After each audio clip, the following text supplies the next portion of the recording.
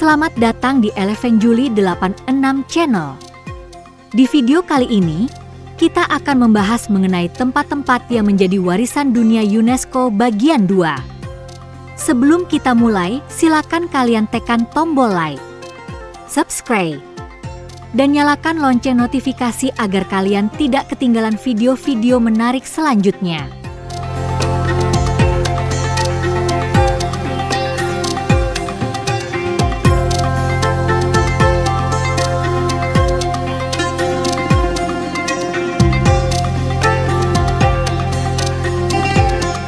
Properti ini menggambarkan tradisi baptisma dari periode Dvaravati, abad ke-7 sampai 11 Masehi. Sementara penanda batas suci untuk area praktik wihara Buddha Theravada bervariasi dalam bahan, penggunaan batu yang ekstensif hanya ditemukan di wilayah dataran tinggi Horat di Asia Tenggara. Kedatangan agama Buddha pada abad ke-7 menyebabkan peningkatan pendirian baptisma di seluruh wilayah selama lebih dari 4 abad. Daerah Pegunungan Pheu Phrabat melestarikan korpus terbesar di dunia baptisma in situ dari periode Dvaravati, membuktikan tradisi yang pernah berlaku di wilayah tersebut.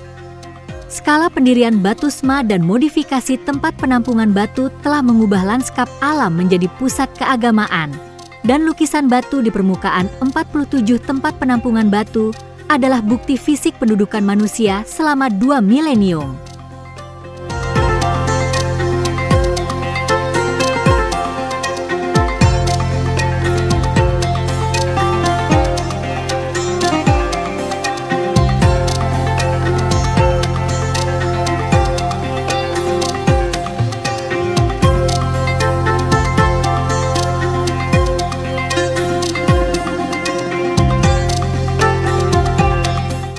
Properti ini adalah kompleks arsitektur tanah yang didirikan sejak abad ke-16 yang menjadi kesaksian organisasi sosial dan nilai-nilai budaya masyarakat Kasena. Dikelilingi oleh dinding kompleks pelindung, istana kerajaan terdiri dari serangkaian bangunan yang disusun dalam konsesi berbeda yang dipisahkan oleh dinding dan lorong yang mengarah ke tempat seremonial dan berkumpul di luar kompleks. Dibangun oleh para pria dari istana kerajaan.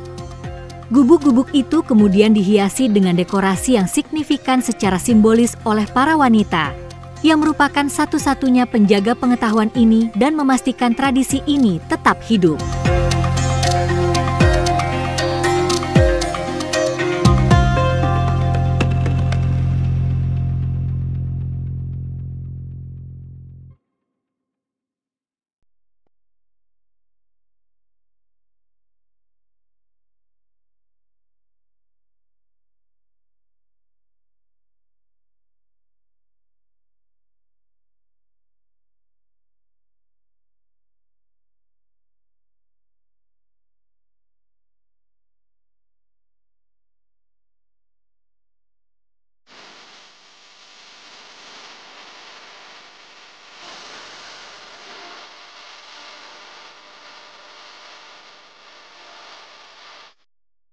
Tambang emas Pulau Sado adalah properti serial yang terletak di Pulau Sado, sekitar 35 km sebelah barat pantai prefektur Niigata.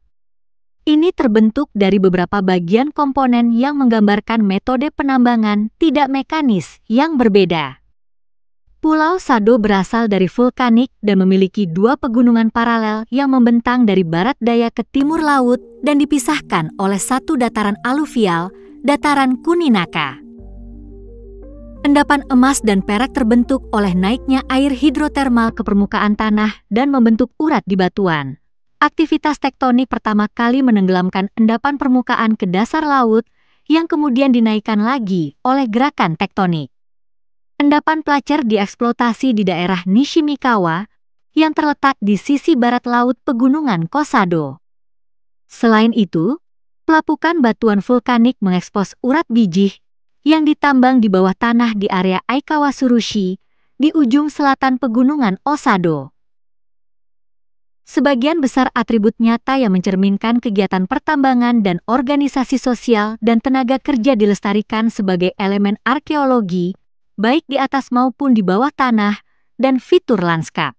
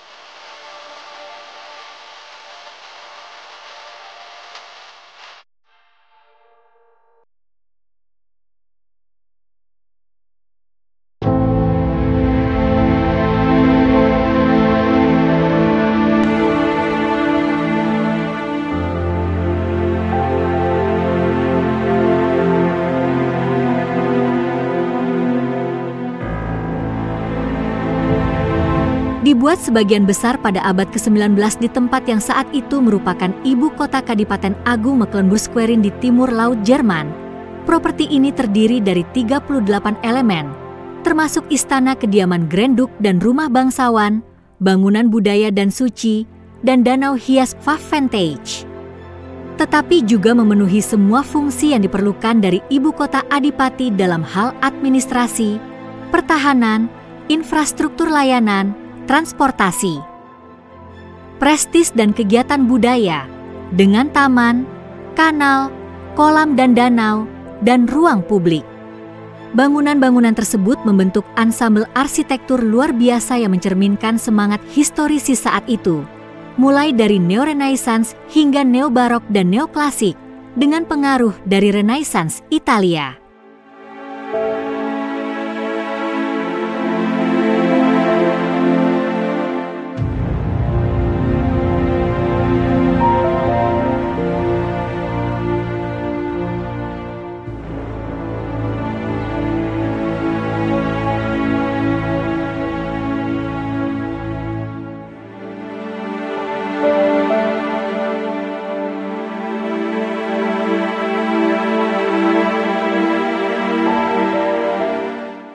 Kompleks gua kolosal yang saling berhubungan ini terletak di dekat pantai barat Pulau Kalimantan di pusat Taman Nasional Niah. Ini berisi catatan terpanjang yang diketahui tentang interaksi manusia dengan hutan hujan yang mencakup setidaknya 50.000 tahun dari periode Pleistosen hingga pertengahan Holosen.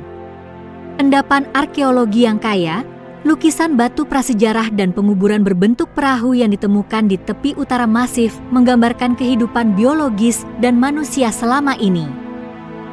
Dan berkontribusi besar pada pengetahuan tentang perkembangan manusia, adaptasi dan migrasi di Asia Tenggara, serta dalam konteks global. Masyarakat setempat masih mengamati tradisi kuno Molong, ambil hanya apa yang Anda butuhkan saat memanen guano dan sarang burung yang berharga yang dapat dimakan dari gua.